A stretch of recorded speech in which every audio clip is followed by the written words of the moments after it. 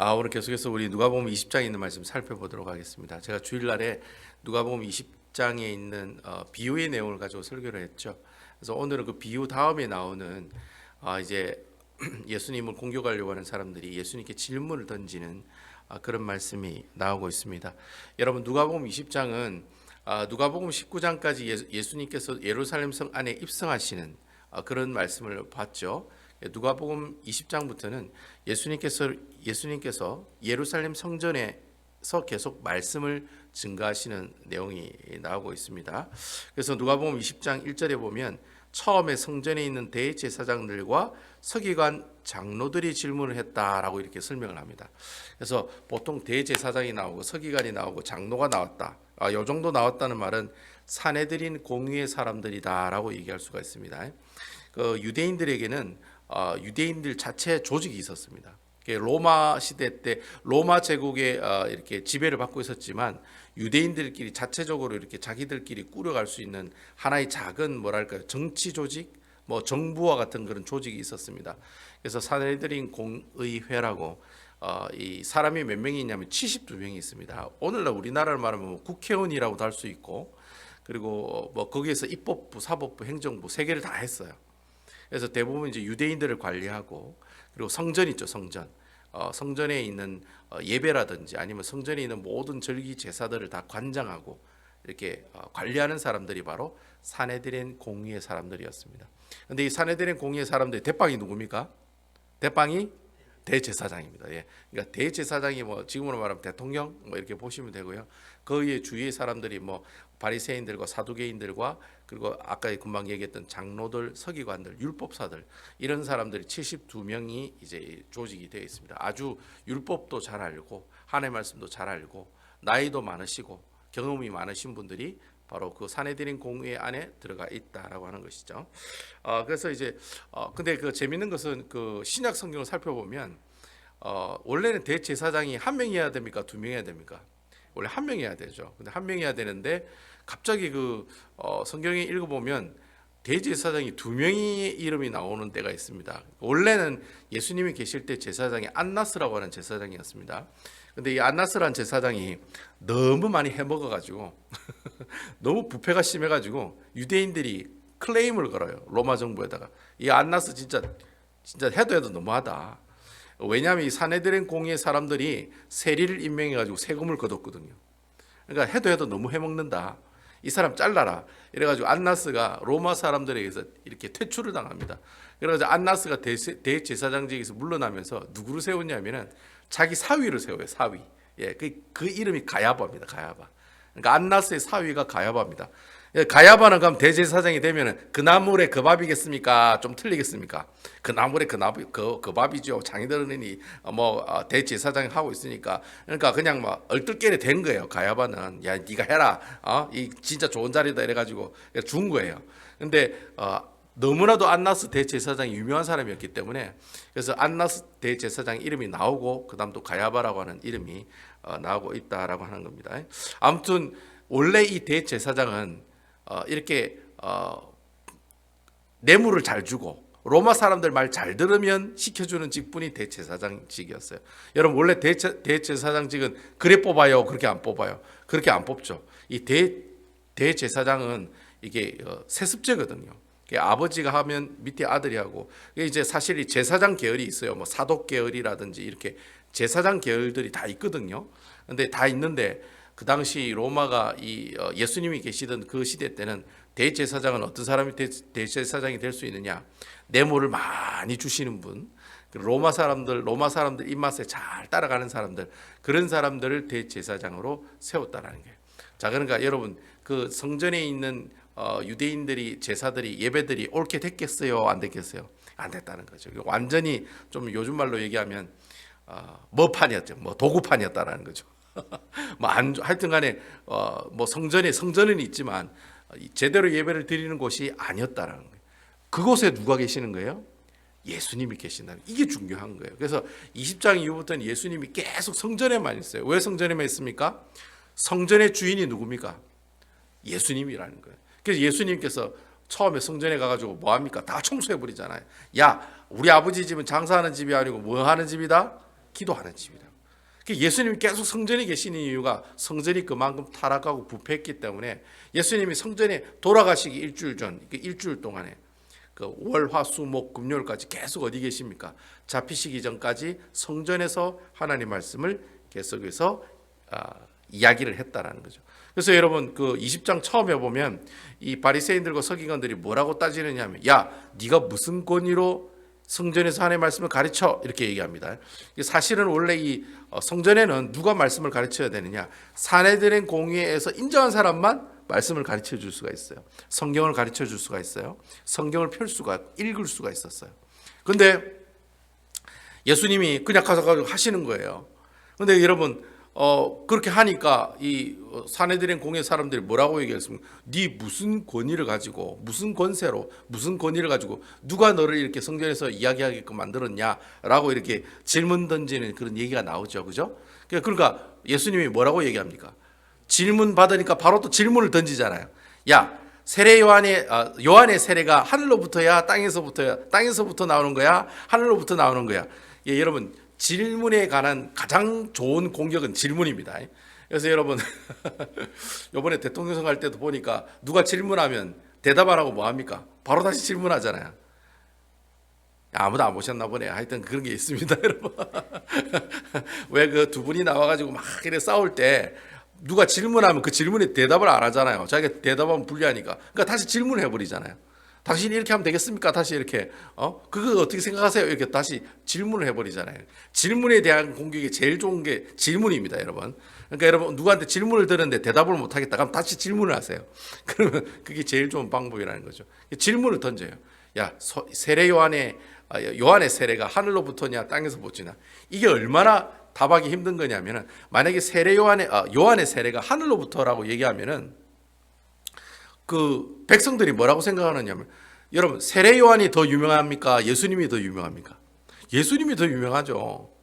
그래서 세례 요한과 예수님이 어느 분이 인기 짱이었습니까? 예수님이 더 인기 짱이었죠. 그러니까 예수님 제자들이 따지지 않습니까? 저게 보니까 예수란 사람이 더 인기가 좋습니다. 그랬었잖아요. 막 사람도 보내고 당신이 메시아입니까 하면서 막 사람도 보내고 그랬잖아요. 갈릴리에 무슨 선한 것이 나겠습니까 하면서 막 그랬잖아요. 그래서 만약에 하늘로부터라고 이렇게 얘기를 하게 되면은, 하늘로부터, 이 세례 요한이 하늘로부터라고 이렇게 얘기하면, 그러면 세례 요한의 세례가 하늘로부터 왔다면 그보다 더 유명한 예수님, 이분은 하늘에서 온 선지자라는 거예요? 선지자가 아니라는 거예요? 선지자라는 거죠. 그러니까 하늘로부터 왔다는 말을 못 하는 거예요, 이 사내들은 공의 사람들. 왜? 이걸 얘기하면 예수님이 선지자라는 걸 인정하기 때문에 그 얘기를 못 하는 거예요. 그러면 땅으로부터 왔다는 말은 왜 못 하느냐 하면은, 땅으로부터 왔다고 하면 누가 열받겠어요? 백성들이 열받죠. 왜냐니까 백성들은 세례 요한을 선지자로 보고 있거든요. 선지자로, 아주 진짜 하나님께서 보낸 선지자로 인정하고 있어요. 그런데 사내들의 공의 사람들이 땅에서 왔다 하면은 세례 요한을 인정한 거예요, 안 한 거예요? 인정 안 한 거라는 거예요. 그러니까 어떻게 해요? 이 백성들이 왜 세례 요한을 선지자로 인정을 안 해? 이 나쁜 놈들이 있나? 이러면서 어떻게 해요? 오히려 돌을 던져서 사람들을 던질 수가 있다는 거예요. 백성들이 사내들의 공의에는 가짜야, 어떻게 세례 요한이 선지자가 아니라고 할 수가 있냐고, 그러면서 돌 던질 수가 있다는 거예요. 그러니까 그게 두려운 거예요. 말을 못한 거예요. 말을 못하니까 어떻게, 예수님도 나도 그거에 대해서 내가 무슨 권위로 너에게 말씀을 전한지에 대해서 이야기하지 않겠다, 이렇게 얘기하시면서 첫 번째 질문을 주님께서 지혜롭게 그렇게 넘기셨다라고 하는 거예요. 넘기셨다라고 하는 겁니다. 그러고 난 다음에 나오는 얘기가 제가 주일날에 설교했던 악한 농부에 관한 비유 내용이라는 거죠. 악한 농부에 관한 이 비유의 내용도 원래는 무엇에 관한 내용이냐면 예수님의 권위에 관한 문제예요. 그러니까 첫 번째 질문이 예수님의 권위에 대해서 물었잖아요. 그 권위를 잘 설명하기 위해서 악한 농부에 관한 비유를 이야기했다라는 거예요. 자, 여러분, 그 종들이, 소작농들이 주인을 주인으로 인정했어요, 안 했어요? 주인의 권위를 인정하지 않았죠. 근데 아들이 왔는데도 그 아들의 권위를 인정했어요, 안 했어? 인정을 하지 않았다는 거예요. 그러니까 예수님의 권위에 관한 이야기가 악한 농부의 비유에 대해서도 똑같이 적용이 되는 말씀이다라고 하는 거예요. 결국에 마지막에 보면, 악한 농부의 비유 마지막에 보면은 어떻게 해요? 주님 아버지가 직접 와가지고 어떻게 해요? 소작농들을 어떻게 한다? 진멸한다고 그랬잖아. 그 진멸하는 대상이 누구라는 걸 알았습니까? 바로 바리새인들과 서기관이라는 사실을 알았다는 거예요. 그것 때문에 어떻게 해요? 두려워하는 거예요, 예수님을. 근데 제가 설교하면서 예수님께서 예수님의 권위를 높이시기 위해서 바리새인들을 진멸한다는 얘기 하기 위해서 이 악한 농부에 관한 비유를 말씀하셨느냐라고 제가 설교했습니까? 안 했습니까? 제가 그거라고 설교를 안 했죠. 뭐라고 얘기했습니까? 악한 농부에 관한 비유가 아니라 무엇에 관한 비유다? 포도원 아버지에 관한 비유다. 제가 그렇게 얘기를 했잖아요. 그러니까 예수님께서 물론 예수님의 권위를 이야기하기 위해서 악한 농부의 비유를 들었지만은 실질적으로 이 악한 농부에 관한 비유의 원래 말하고 싶은 내용은 뭐냐니까 예수님께서 그런 권위를 가지고 있으니 그 포도원의 주인인 그 하나님 아버지께서 이 바리새인과 서기관들을 진멸할까 안 할까를 뭐 하신다는 거였습니까? 고민하신다고 그래요. 고민하신다고. 내가 이 아들을 보내면 혹시 얘네들이 어떻게 돌아올까? 그렇게 제가 말씀을 드렸죠. 그러니까 이 악한 농부에 관한 비유에 관한 이 내용은 바리새인들이 예수님의 권위에 도전하면 너희들 다 죽어, 이런 이야기가 아니고 어떤 내용입니까? 바로 그런 사람들까지도 구원하기를 원하시는 아버지의 마음이 어떻게 해요? 이 포도원 농부의 비유에 담겨져 있다라고 제가 말씀을 드렸잖아요. 이것이 누가복음이 가지고 있는 전체적인 주제에 제가 맞다라고 제가 말씀을 드렸다는 거예요. 그래서 여러분, 누가복음의 주제가 어디 있다고 했습니까? 자, 우리 외워봅시다. 누가복음 19장 10절에 있어요. 자, 주제가 어디 있어요? 19장 10절에 있어요. 10절에 뭐가 있습니까? 인자에 온 것은 잃어버린 자를 찾아 구원하려 함이니라. 예, 이거예요. 그러니까 누가복음 전체에 있는 말씀 여러분 보실 때 항상 누가복음 19장 10절에 있는 말씀을 기억하셔야 된다는 거예요. 여러분, 이 악한 농부의 비유도 누가복음 19장 10절을 생각해야 되고요. 예수님의 권위를 세우는 첫 번째 나오는 그 질문에도 어떻게 해요? 바로 이 누가복음 19장 10절에 있는 말씀, 우리 예수님은 잃어버린 사람을 구원하러 오신 게 가장 큰 인자의 목적이라는 거예요. 오신 목적이라는 거예요. 그러니까 악한 농부의 비유도 목적이 뭐예요? 바리새인들을 어떻게 하면 하나님께로 인도할까? 그거라는 거예요. 네 예수님의 권위에 도전하면 너 죽어, 이걸 설명하려고 비유를 들은 게 아니라 그 사람들도 어떻게 해요? 어떻게 하면 하나님 품으로 돌아가게 할 수 있을까라고 하는 그 마음을, 그 아버지의 마음을 표현한 내용이 제가 주일날에 설교한 내용이라고, 여러분들에게 피를 토하는 심정으로 설교를 했다는 거 아닙니까? 여러분 다 기억하고 계시죠? 벌써 잊어버릴 수도 있습니다. 뭐 예배 마치면 다 잊어버릴 수도 있는데 그래도 여러분 이 말씀 꼭 기억하셔야 되고, 다른 거 다 잊어버려도 누가복음 19장 10절, 인자가 온 것은 잃어버린 자를 뭐하게 하렴이라? 구원하게 하렴이라. 이 말씀 기억하고 있어야 된다는 거예요. 이 말씀 기억하면서 오늘 말씀을 쳐다봐야 된다는 거예요. 무슨 말인지 아시겠죠? 자, 이 말씀 가지고 오늘 말씀 한번 바라보도록 하겠습니다. 누가복음 20장 20절에 있는 말씀 읽어보도록 하겠습니다. 우리 다 같이 한번 읽어볼까요? 20절 말씀입니다. 시작. 이에 그들이 엿보다가 예수를 총독의 다스림과 권세 아래에 넘기려 하여 정탐들을 보내어 그들로 스스로 의인인 채 하며 예수의 말을 책잡게 하니. 자, 이제 사내들의 입장에서는 예수님이 너무 신경이 쓰이는 거예요. 자, 첫 번째 질문 던졌는데 실패했어요. 그리고 악한 농부의 비유를 통해서 자기들은 다 죽는데, 자, 그런 얘기 들으니까 기분이 나쁘겠어요, 안 나쁘겠어요? 나쁘죠. 그러니까 사내들의 공회에서 예수님을 어떻게 해서든지 책 잡아가지고 죽여야 되겠다는 생각을 한 거예요. 그래서 무엇을 보냅니까? 오늘 성경에 보니까 정탐들을 보냈다. 정탐꾼들을 보낸 거예요. 여러분, 이게 정탐하다는 뜻이 무슨 뜻이냐면 매복하다는 뜻도 있습니다. 싹 숨어가지고 공격을 하겠다는 거예요. 그래서 이제 앞에서 선생님이요 이러면서 아부를 떨면서 예수님 옆에 있으면서 예수님의 약점을 붙잡아가지고 어떻게 해요? 질문을 던져서 그 사람을 어떻게 해요? 로마 사람들이 잡아갈 수 있도록 잡아가야 죽이니까. 여러분, 사내들인 공회에는 사람을 죽일 수 있는 권한이 없습니다. 사람을 죽일 수 있는 권한이 누가 있습니까? 로마 정부가 있습니다. 그래서 예수님을 나중에 누구에게 데려갑니까? 빌라도 총독에게 데려간 겁니다. 그러니까 빌라도 총독의 사인이 있어야지만이 예수님을 죽일 수 있기 때문에, 아무리 유대인들이 돌로 쳐 죽여주세요, 십자가에 못 박게 죽여주세요 이래 얘기해도 빌라도 총독이 아니야, 이 사람 죽을 사람 아니야 라고 이래 딱 거절하면 끝이에요. 근데 갑자기 빌라도 총독의 마음이 변하죠. 그래서 결국에는 죽이라고 내어놓게 되는 겁니다. 그래서 이제 예수님이 십자가 이제 못 박히게 되는 거죠. 어쨌든 여러분 이렇게 예수님의 꼬투리를 잡으려고 예수님에게 이제 정탐꾼들을 이제 성전 옆에 이렇게 열심히 말씀을 잘 듣는 사람인 척하면서 어떻게 해요? 예수님 곁에 스파이를 심었다는 거죠. 자, 계속해서 그러면 21절과 22절 말씀 한번 보도록 하겠습니다. 21절과 22절. 그들이 물어 이르되 선생님이여 우리가 아노니 당신은 바로 말씀하시고 가르치시며 사람을 외모로 취하지 아니하시고 오직 진리로서 하나님의 도를 가르치시나이다. 22절. 우리가 가이사에게 세를 바치는 것이 옳으니까 옳지 않으니까 하니. 자, 이제 정탐꾼들이 갑자기 가만히 예수님을 지켜보고 있다가 이거 질문하면 되겠다 싶어가지고 질문을 던진 거예요. 그 질문이 어떤 질문이냐면 그 당시 그 시대 때 가장 큰 핫 이슈, 정말 뜨거운 감자와 같은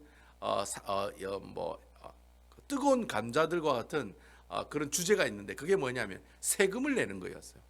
여러분 그 당시에 이 유대인들이 세금 내는 것을 왜 이렇게 관심이 많았냐면은 유대인들은 첫째 로마 사람들에게 세금 내는 것 자체를 싫어했어요. 유대인들이 로마 사람들에게 세금 내는 걸 싫어했습니다. 근데 세금을 얼마나 내느냐면은 14세에서 65세까지 1년에 1데나리온을 내게 돼 있어요. 1데나리온. 1데나리온이 얼마냐면 뭐 우리나라 돈으로 말하면 한 10만 원 정도? 뭐 얼마 안 됩니다.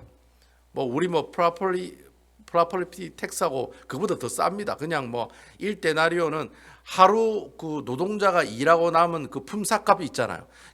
1드라크마랑 1데나리온랑 같거든요. 그 화폐 치수가 같거든요. 그래서 1데나리온은 내가 하루 일하고 받은 품삯이 1데나리온이에요. 그러니까 유대인들에게 실제적으로 1데나리온이 세금이 큰 돈이에요, 적은 돈이에요? 적은 돈이에요.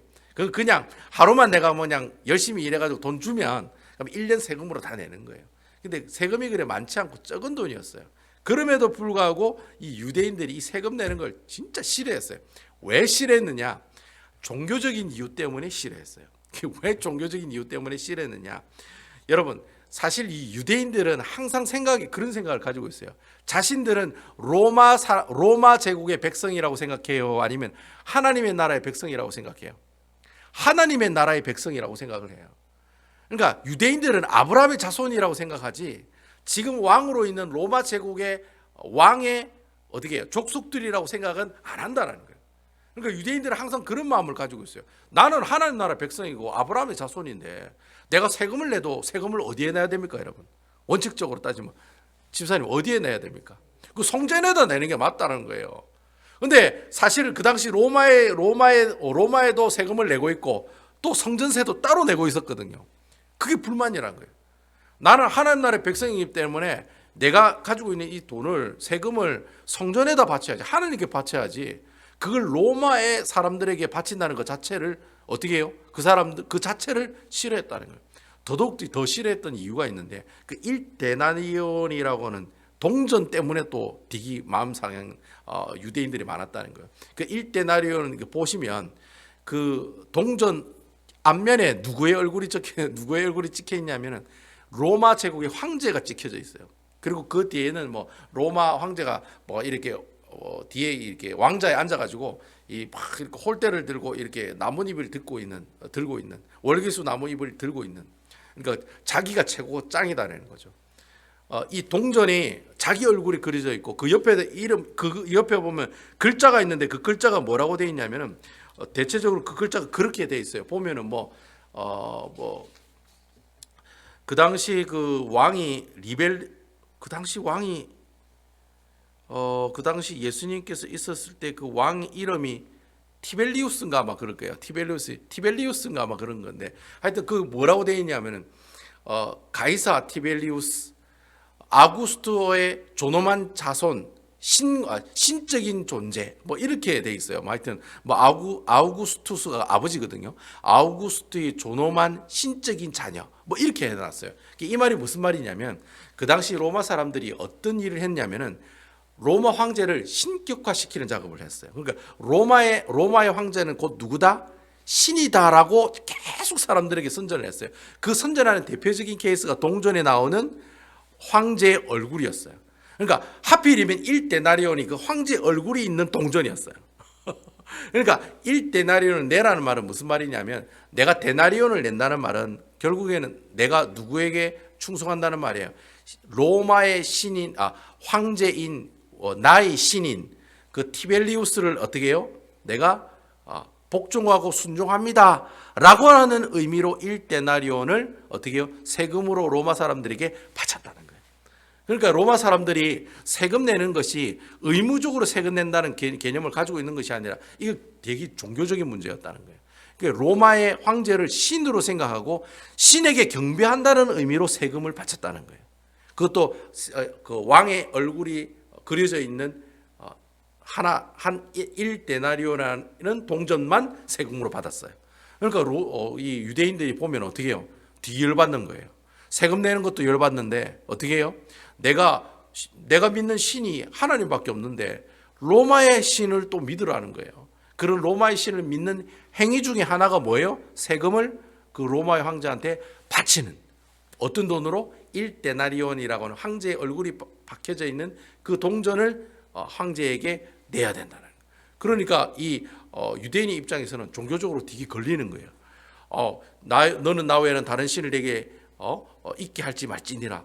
하나님이 주신 1계명을 어기는 거기 때문에, 그래서 유대인들이 세금을 내고 싶어도 세금을 못 내는 사람들이 많았어요. 무슨 이유 때문에? 종교적인 이유 때문에.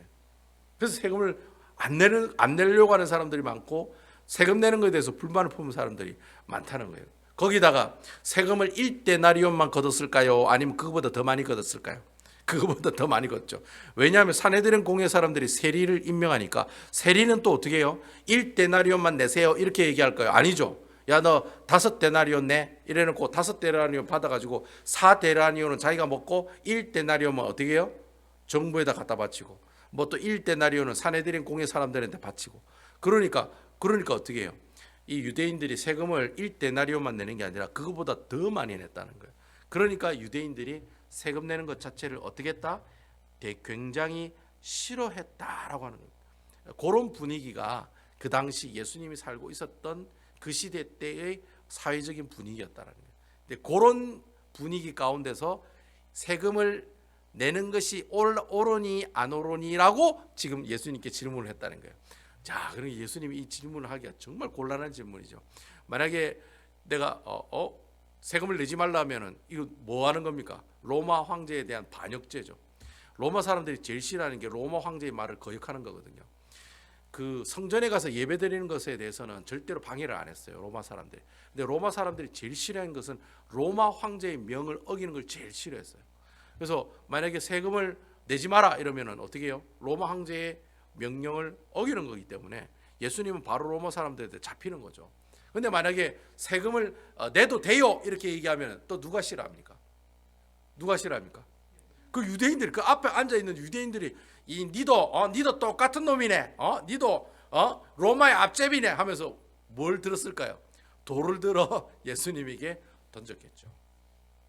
그러니까 예수님께서 이렇게 하지도 못하고 저렇게 하지도 못하는 애매한 질문을 예수님께서 받으셨다라는 거예요.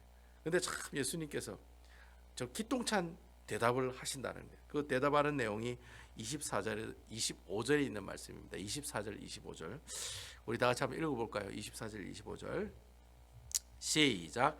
데나리온 하나를 내게 보이라. 누구의 형상과 글이 여기 있느냐? 대답하되 가이사의 것이니이다. 25절. 이르시되 그런즉 가이사의 것은 가이사에게, 하나님의 것은 하나님께 바치라 하시니. 자, 여러분 25절에 있는 이 가이사의 것은 가이사에게, 하나님의 것은 하나님에게라 바치라, 이 말씀이 오늘 이 세금에 관한 질문의 핵심 구절이라고 할 수가 있습니다. 여러분 오늘 이 말씀을 보통 많은 목사님들이 뭐라고 설교하느냐면, 예수 믿는 사람들은 뭘 잘 내야 된다? 세금을 잘 내야 돼요 라고 이렇게 적용하는 설교를 많이 하십니다. 사실 틀린 말은 아니에요. 틀린 절경은 아니에요. 예수 믿는 사람 세금 잘 내야 되죠. 여러분 한국에도 세금 잘 내야 되고, 특히 미국에는 세금 내는 거 중요합니까? 안 중요합니까? 중요하죠. 세금 삥땅 치면 벌이 엄청 큰 데가 어디입니까? 미국이잖아요. 자기가 이제까지 삥땅 친 거 다 내토하고 또 벌금도 내토하고 바로 그냥 잡혀가더라고요. 제가 달라스의 어떤 한 집사님 보니까 세금 문제 때문에 바로 그냥 잡혀가지고 그냥 구치소로 가시더라고요. 그래서 이 세금이 진짜 무서운 동네가 이제 미국인데, 뭐 이 말씀 가지고 여러분 예수 믿는 사람이 세금 잘 내야 됩니다, 이래 설교해도 무리는 아니에요. 근데 실질적으로 이 말씀은 그 말씀이 아니거든요. 예수 믿는 사람도 세금을 잘 내야 됩니다라고 하는 적용이 나오는 이야기는 아니다라는 거예요. 제가 이 말씀을 볼 때 어떤 걸 가지고 봐야 된다고 얘기했습니까? 누가복음 19장 10절에 있는 말씀. 인자가 온 것은 뭐예요? 잃어버린 자들을 구원하기 위함이다. 이 말씀을 가지고 이 말씀을 봐야 된다는 거예요. 무슨 말인지 아시겠죠? 네가 예수 믿는 사람이니까 세금 잘 내라, 그 말씀이 아니라는 거예요. 이 말씀은 아까 금방 얘기했던 누가복음 19장 10절에 있는 말씀. 인자가 이곳에 온 것은 잃어버린 양을 구원하기 위해서, 찾아 구원하기 위해서 이 땅에 왔다는 이 말씀 가지고 이 말씀을 우리가 살펴볼 필요가 있다는 거예요.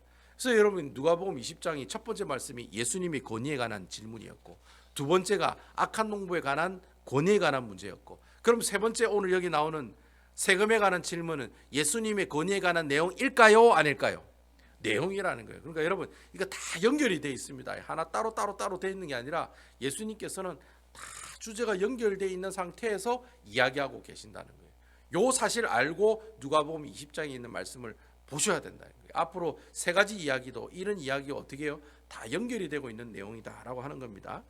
자, 여기 오늘 본문의 말씀에 보면 가장 중요한 단어가 하나 나옵니다. 무슨 단어냐면 하나님의 것이라고 하는 단어입니다. 하나님의 것. 자, 여러분 예수님께서 가이사의 형상이 그려져 있는 돈은 누구의 것이라고 했습니까? 가이사의 것이다라고 했습니다. 그러니까 가이사, 아까 그 원 데나리온이 가이사라는 말이 케사르, 황제라는 뜻입니다.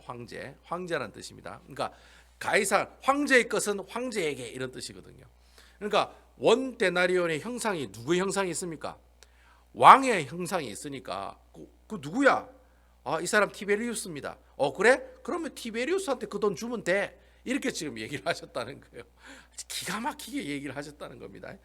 그러면 이순신 장군 얼굴 있으면 이순신 장군한테 바쳐야 되나요? 하여튼 뭐 어쨌든 간에 그건 제가 농담입니다. 웃으라고 하는 얘기인데 아무도 안 웃으시면 제가 좀 뻘쭘하면 하죠. 그때는 그냥 쓱 한번 웃어주셔야 됩니다. 어쨌든 여러분 가이사의 형상이 있기 때문에 가이사의 형상이 있으니 가이사에게 바쳐, 그렇게 예수님이 이야기했습니다. 그런데 여러분 그렇다면 가이사의 형상이 있으면 가이사의 것이면, 그러면 여러분 하나님의 것은 무슨 형상이 있기 때문에 하나님의 것입니까? 예? 누구의 형상이 있으면 하나님의 것입니까? 예? 예, 우리 찾아보자고요. 성경 우리 창세기 1장 26절입니다. 한번 찾아보죠. 창세기니까, 창세기 1장이니까 맨 앞이잖아요. 쉽잖아요. 창세기 1장 26절에 있습니다. 저는 금방 찾았습니다. 창세기 1장 26절. 거기에 보면 하나님의 그 형상인데 무슨 형상인지 나와 있습니다. 자, 창세기 1장 26절 찾았어요? 자, 다 같이 한번 읽어보겠습니다. 시작. 하나님이 이르시되 우리의 형상을 따라 우리의 모양대로 우리가 사람을 만들고 그들로 바다의 물고기와 하늘의 새와 가축과 온 땅과 땅에 기는 모든 것을 다스리게 하자 하시고. 창세기 1장 26절입니다. 다 찾으셨어요? 예, 다시 한번 읽어보겠습니다. 시작. 하나님이 이르시되 우리의 형상을 따라 우리의 모양대로 우리가 사람을 만들고 그들로 바다의 물고기와 하늘의 새와 가축과 온 땅과 땅에 기는 모든 것을 다스리게 하자 하시고. 여기 보면 하나님이 이르시되 우리의 형상을 따라 우리의 모양대로 우리가 사람을 만들고 할 때, 여러분 우리가 뭡니까? 누굽니까? 우리가 하나님인데 왜 우리라고 했을까요? 하나님은 한 분이 아닙니까? 예, 삼위 하나님이시죠. 그래서 우리란 말을 썼습니다. 성부와 성자와 성령 하나님 세 분이 한 분이시기 때문에 우리라고 하는 표현을 쓴 겁니다. 아시겠죠? 그래서 이 삼위 하나님께서 누구의 형상을 따라? 삼위 하나님의 형상을 따라 삼위 하나님의 모양대로 삼위 하나님이 무엇을 만들었어요? 사람을 만들었다 이야기하고 있어요. 결국 여러분 우리는 무슨 형상입니까? 삼위 하나님의 형상이라는 거예요. 여러분 아멘입니까? 쉽게 설명하면 하나님의 형상대로 만든 사람이 곧 누구예요? 우리고 곧 그분이 하나님의 것이라고 하는 거예요. 자, 가이사의 형상이 있는 것은 가이사의 것이었어요. 그럼 하나님의 형상이 있는 사람은 누구의 것이에요? 하나님의 것이다라는 거예요. 여러분 아멘이십니까?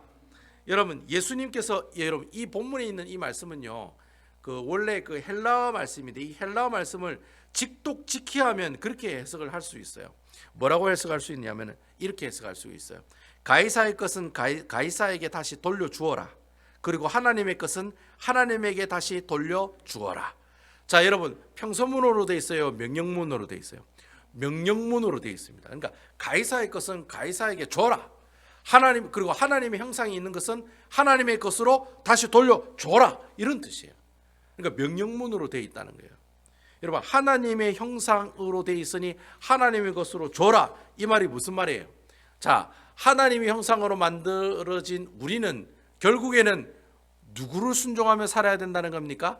하나님의 말씀에 순종하며 사는 사람이 되어야 된다는 거예요. 여러분 아멘이시죠? 그러니까 하나님의 것이 뭐냐?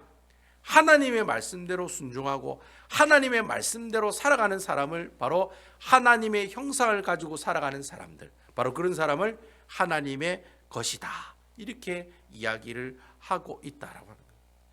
자, 그럼 오늘 이 하나님의 것이라는 말씀을 가지고 우리가 적용을 하면 그렇게 적용을 할 수가 있어요. 우리가 이제 선교사님을 가지고 적용을 할 수가 있어요. 여러분 우리가 이 선교는 선교사들만 합니까? 아니면 선교사들만 안 합니까? 말이 이상하네. 여러분 선교는 선교사들만 합니까? 선교는 선교사들만 합니까? 우리 장로님 선교 안 합니까? 예, 선교 헌금 내면서 선교하잖아요. 수요 예배 때 선교사들을 위해 뭐 어떻게 해요? 기도하시잖아요. 중보기도 하잖아요.